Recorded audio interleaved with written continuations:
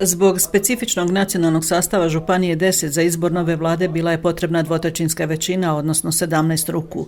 Bio je to mukotrpan posao za mandatara Ivana Vukadina, no danas je nakon 2 godine i 2,5 mjeseca ta priča završena. Ja sam uvjeren da ova ekipa ministara koji su se odlučili na ovaj hrabar potez, jer nije nimalo lagano bilo prihvatiti priču upola mandata i ići u neku novu priču, novu većinu, novu vladu. Uz to što je Županija 10 konačno dobila novu vladu, do predsjednik Skupštine iz reda Bošnjaka ističe i dodatni značaj te odluke. Činjenica da je na ovim prostorima Livenskog kantona dvotrećinskom većinom Čovićev HDZ BiH i Dodikov SNSD poslani u opoziciju, što ja smatram nakon 30 godina najboljim današnjim rezultatom koji se mogu desiti.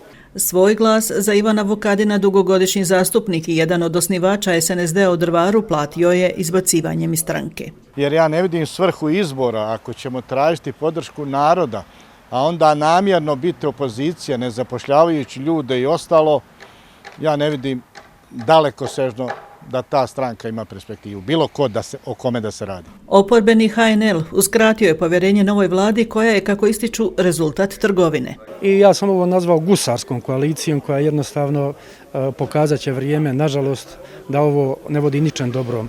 Ova zadnja vlada, mislio sam da je najniže gdje možemo pasti, ali vjerujte mi, sada me je strah da ovo još gore. Uz potpisivanje svečane prisege, premijer i novoimenovani ministri poručili su da će učiniti sve da ova županija bude primjer cijeloj Bosni i Hercegovini i pokazati da su dogovori mogući unatoč političkim razlikama.